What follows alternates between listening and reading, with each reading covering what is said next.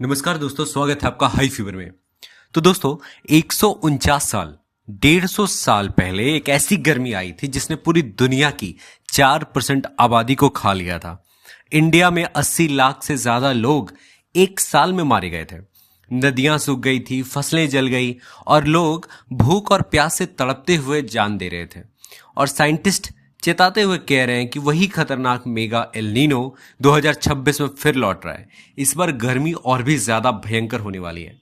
Monsoon कमजोर पड़ेगा, देश भर में लंबी और तेज हीटवेव्स आ सकती हैं। क्या इतिहास दोबारा रिपीट होने वाला है या इस बार हम तैयार हैं? ये सिर्फ मौसम नहीं है, ये वार्निंग है। ये वार्निंग है उस चीज का जो कि आपको दिखाएगा, आपको जलाएगा, आपको तपाएगा। ये वो गर्मी है जो आपको हमेशा सताएगा दोस्तों। तो आज की जो टॉप स्टोरीज है वो यही कह रही है कि weather expert fears this mega El Nino could rival 1877 record. Scientist warn कर रहे हैं कि भाई ये पॉसिबल मेगा एल नीनो आ सकता है विद ग्लोबल इम्पैक्ट। ये सुपर एल नीनो, आखिर ये एल नीनो है क्या? सब कुछ हम लोग डिटेल में जानेंगे। चलिए शुरू करते हैं, तब तक आप इस वीडियो को लाइक कर दीजिए। जब 1877 में इसी तरह की त्रासदी आई थी तो लोग ना भूख से तड़प रहे थे। उनको खाने के लिए खाना नहीं मिल रहा था, पीने के लिए पानी नहीं मिल रहा था और लोग इस अवस्था तक पहुंच चुके थे। ऐसी हो गई थी उनकी अवस्था। और ऊपर से जो ब्रिटिशर्स थे वो तो यहाँ के जो अनाज थे वो और ब्रिटिश में भेज रहे थे, यूके में भेज रहे थे। तो इंडिया के लिए इसी तरह से एक वेदर अलर्ट आया है। Rising temperatures and growing mega El Nino impact में trigger severe and prolonged heat wave conditions across the country this summer. तो इस समर आप बच के रहिए। क्या होने वाला है? जूम इन विद जू, taking a look at the possibility of a super El Nino in 2026। Several media इसको पोस्ट आउट कर रही है, सुपर और मेगा बता रही है इस एल नीनो को, जो 150 साल में पहली बार आने वाला है। ये क्या इतना ज्यादा खतरनाक होने वाला है? तो आप लोग सब सेफ रहिए, अच्छे से बच के रहिए और कोशिश करिए कि कैसे हम इन सब चीजों से निकल सकते हैं। अब हम लोग समझेंगे कि ये एल नीनो है क्या। देखिए, एल नीनो एक स्पेनिश में द लिटिल बॉय को कहा जाता है, इसलिए इसे कभी कभी पैसिफिक ओशियन का बच्चा भी बोला जाता है। पैसिफिक ओशियन का बच्चा, इससे क्या होता है? देखिए, होता क्या है नॉर्मल सिचुएशन में कि पैसिफिक ओशियन में ट्रेड विंड्स, हवाएं कंटिन्यूअसली चलती रहती हैं। ठीक है, ट्रेड विंड्स बहती रहती हैं जो गर्म पानी को वेस्ट साइड, मतलब कि हमारा जो इस साइड है, वेस्ट साइड में एशिया और ऑस्ट्रेलिया की तरफ में धकेल देती हैं। लेकिन एल नीनो के टाइम में क्या होता है पता है आपको? एल नीनो के टाइम में ये सिस्टम डिस्टर्ब हो जाता है, ट्रेड विंड्स वीक हो जाती हैं और गर्म पानी जो नॉर्मली वेस्ट में होता है, जिस तरह से वेस्ट में चला जाता है, वो उल्टा ईस्ट की तरफ साउथ अमेरिका मूव करने लगता है। इस शिफ्ट की वजह से ओशियन का जो पूरा बैलेंस है वो बिगड़ जाता है और जब ओशियन का बैलेंस बिगड़ता है तो उसका सीधा इफेक्ट ग्लोबल वेदर पर पड़ता है। तो इससे क्या फर्क पड़ेगा? देखिए, कुछ जगहों पर सूखा ड्राउट पड़ता है, कुछ रीजन्स में हेवी रेनफॉल आते हैं, ये सब चीजें होती है। और इसका जो टिपिकली कितने दिन तक रहता है? ये 9 से 12 महीने तक रह सकता है और इससे भी ज्यादा रह सकता है। अगर हम कहें तो इरेगुलरली कब आता है? ये एवरी 2 to 7 ईयर्स में कहीं ना कहीं आ ही जाता है, लेकिन ये छोटे रूप में होता है, बड़े रूप में नहीं होता। लेकिन एल नीनो, जो द बॉय, छोटा लड़का जिसे कहा जाता है, ये कहीं ना कहीं एक और ला नीना आता है जिसको छोटी लड़की कहा जाता है। ये इससे कैसे डिफरेंट है? देखिए, मैं आपको बताता हूँ एल नीनो और वर्सेस ला नीना में क्या अंतर है।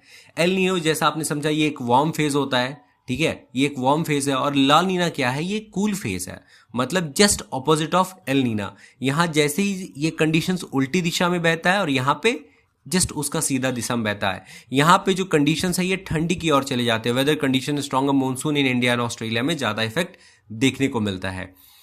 नाउ दोस्तों, अब आपको हम बताएंगे कि जो 149 साल पहले हुआ था, 1877 और 78 में मेगा एल नीनो आया था, आखिर क्या क्या हुआ था वहां पे। देखिए, 1877 और 78 में क्या हुआ था? El Nino was one of the strongest El Nino events ever recorded. It's severely disturbed global weather patterns and monsoon system. मतलब इसने पूरे वर्ल्ड के वेदर पैटर्न्स और मॉनसून सिस्टम को डिस्टर्ब कर दिया था। अब क्या हुआ? इससे मैसिव ह्यूमन इम्पैक्ट आए थे। अराउंड 4% ऑफ वर्ल्ड का पॉपुलेशन वॉज अफेक्टेड।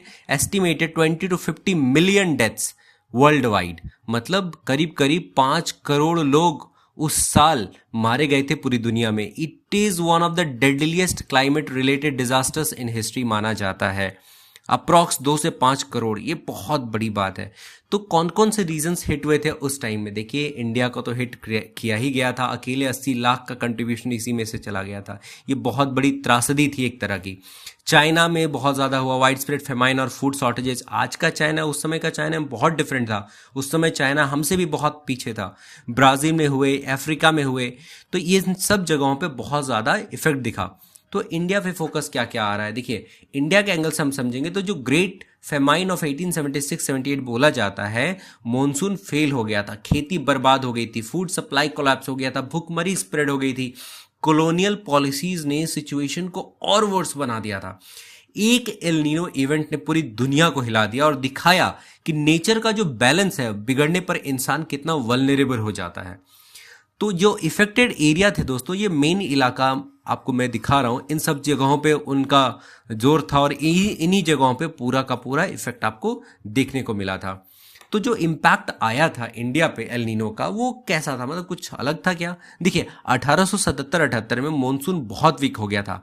बारिश ऑलमोस्ट ना के बराबर हो रही थी, बिल्कुल बारिश नहीं हो रही थी, जीरो, मतलब कुछ भी बारिश का नामो निशान ही नहीं था। ऐसा सुखाड़ पड़ा था कि देखने लायक था।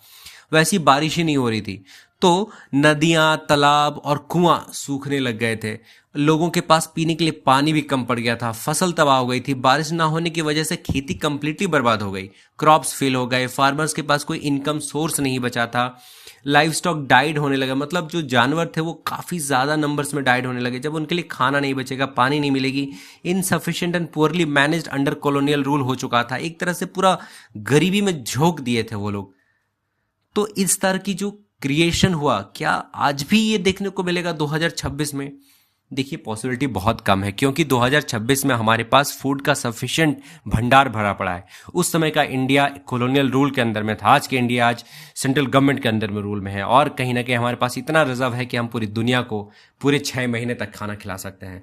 लाख्स नहीं बल्कि मिलियंस लोगों की और मौत हुई थी। लोग सिर्फ भूख से नहीं बल्कि डिजीज, कोलेरा, मलेरिया से भी मरे थे। ऑब्वियसली, जब आपके पास खाने पीने के लिए नहीं होगा, कुछ नहीं होगा, तो क्या होगा? लोग मजबूर होकर अपने गांव छोड़कर दूसरी जगह जाने लगे।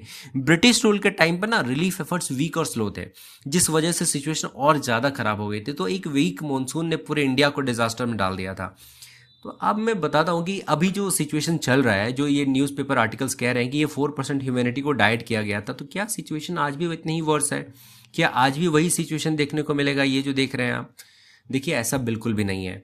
ये सिचुएशन आपको अभी देखने को नहीं मिलेगा। देखिए, यहाँ पे मैं बता रहा हूँ, from 1875 to 1878 concurrent military year draft in Asia, Brazil, Africa में आया था। ये करीब करीब 50 मिलियन पीपल को यहाँ पे जान चली गई थी। और इससे क्या हुआ? ऑब्जर्वेशन देखने को मिला कि to demonstrate the severity and characterize the evolution of drought across different regions में मिले थे। Investigate underlying mechanism, drive its multi year persistence, severe और रिकॉर्ड सेटिंग ड्राउट आए थे, मतलब सुखाड़ पड़ गया था मल्टीपल सीजन्स में, कुछ हो ही नहीं रहा था। और इसे कहा जाता second most expensive drought in the last 800 years. 800 सालों में सबसे ज्यादा खतरनाक होने वाला यही था जो यहाँ पे इफेक्ट किया था 1877 में। तो ऐसा इफेक्ट क्या 2026 में देखने को मिल सकता है? बोला तो मैंने आपको, पॉसिबिलिटी बहुत कम है, क्योंकि हमारे पास खाने का भंडार है और पानी को जो सींचने के लिए जो चीज़ें चाहिए होती है वो हमारे पास ऑलरेडी काफ़ी ज़्यादा मात्रा में है। तो ये हमारे पास इफेक्ट इसका नहीं करेगा। जो एल नीनो का 2026 वार्निंग है, इसमें साइंटिस्ट ने कुछ ये किए हैं, वार्न दिए हैं कि देखिए, मेगा एल नीनो आएगा, सुपर एल नीनो डेवलप हो सकती है 2026 में। प्रोबेबिलिटी एस्टिमेट किया जा रहा है कि 61% चांस है मई जुलाई में आए, 90% चांस है कि सितंबर के आसपास में आए, nearly 50% chance even could become strong और वेरी स्ट्रॉन्ग हो जाए। Climate change equal to risk multiplier होता है। एल नीनो क्लाइमेट चेंज मिल जाएगा तो एक्सट्रीम हीट एम्प्लीफिकेशन देखने को मिलेगा। ये सीरियस क्यों हो जाता है? देखिए, मोर डेंजरस बताया जा रहा है 1877 से, तो अगर उससे ज़्यादा कुछ इफेक्ट पड़ेगा तो इफेक्ट बहुत ज़्यादा खतरनाक आ सकता है। सूखी पत्तियां भी हो सकती है, जो आपको देखने को बहुत ज़्यादा खराब हालत में मिलेगा ना। एक और चीज़ मैं आपको बताना चाहता हूँ दोस्तों कि ये जो एल नीनो है, आखिर इससे ये सिर्फ इंडिया का इशू है या फिर पूरी दुनिया का? ये पूरी दुनिया का इशू है। ऑस्ट्रेलिया, अफ्रीका और अमेजोन रीजन में सीवियर ड्राफ्ट और वाइल्ड फायर का रिस्क बढ़ जाता है, क्योंकि आप लास्ट ईयर याद होगा एक बार क्या हुआ था, इसी तरह से जंगलों में आग लग गया और सूखे जंगल थे तो पूरे का पूरा जंगल साफ हो रहा था। अमेरिका में आग लग गई थी लास्ट ईयर में, तो ऐसा मौसम की वजह से हो रहा है। तो ये ग्लोबल इवेंट है, एक जगह नहीं हो सकता कि मल्टीपल कॉन्टिनेंट को इम्पैक्ट करता है ये। सो इंडिया अकेला नहीं है, पूरी दुनिया इस इम्पैक्ट को फील कर सकती है। जो साइंटिस्ट है वो क्या कह रहे हैं, देखिए 1870 पैटर्न तो रिपीट हो सकता है, लेकिन 25% चांसेस है कि ये वेरी स्ट्रांग हो सकता है। तो एक तरह का 75% हम थोड़ा सा इसको इग्नोर भी कर सकते हैं। वीक मानसून आ सकता है, एक्सट्रीम हीट वेव्स बढ़ सकती है। तो हमारे पास क्या क्या रास्ते हैं दोस्तों इन सब चीज़ों से बचने के लिए? क्या हम इसके लिए कुछ अलग से प्लान कर सकते हैं? देखिए हम लोग कर सकते हैं। क्या क्या कर सकते हैं? हीट एक्शन प्लान फॉलो करो, हाइड्रेशन, टाइमिंग, ये सब चीज़ों को आप देख सकते हो। सेफ्टी रख सकते हो, पानी बचाओ, ट्री लगाओ, फार्मर्स को ड्राउट रेजिस्टेंट क्रॉप यूज़ करने चाहिए, गवर्नमेंट को अर्ली वार्निंग सिस्टम देने पड़ेंगे तो जाकर के ये सिस्टम होगा। डिजास्टर प्रिपेयरनेस प्लान हमारा पहले से ही प्रिपेयर होना चाहिए। तो गवर्नमेंट अगर पहले से प्रिपेयर रहे तो वाटर और फूड का शॉर्टेज जो है वो बहुत ज़्यादा कम हो जाएगा। और इससे आपको एक चीज़ बताइए, क्या आपके शहर में किस तरह की अभी गर्मी पड़ रही है? आप सच बताना, क्या आपकी 44 डिग्री से ज़्यादा सेल्सियस है या फिर कम है? और क्या गर्मी इतनी ज़्यादा खतरनाक है आप लोगों के लिए हो रही है? एक्चुअली मेरे शहर में तो बिल्कुल भी बहुत ज़्यादा गर्मी पड़ रही है। तो इसके साथ साथ मैं दोस्तों आपको बताता हूँ कि 1870 में जो हमने जो झेल लिया, गर्मी जो झेल लिया, ड्राफ्ट नहीं दिखा था, करोड़ लोगों की तबाही हुई थी, तो जो 2026 में वही मेगा एल नीनो फिर से आ रहा है। गर्मी तो बढ़ेगी, मानसून कमज़ोर होगा, जिंदगियां खतरे में पड़ सकती हैं, लेकिन आपको ठीक रखना होगा। समय कम है, अभी से अलर्ट हो जाओ। जैसे आपको ये वीडियो पसंद आए तो लाइक ज़रूर कर देना, अपने फैमिली और फ्रेंड्स के लिए साथ शेयर कर देना और कमेंट में बताओ आपके एरिया की गर्मी में कितना तैयार है। मिलते हैं अगले वीडियो में। अपना और अपने देश का इस समय ख्याल रखना बहुत ज़्यादा ज़रूरी है। नेक्स्ट वीडियो मिलते हैं दोस्तों। जय हिंद।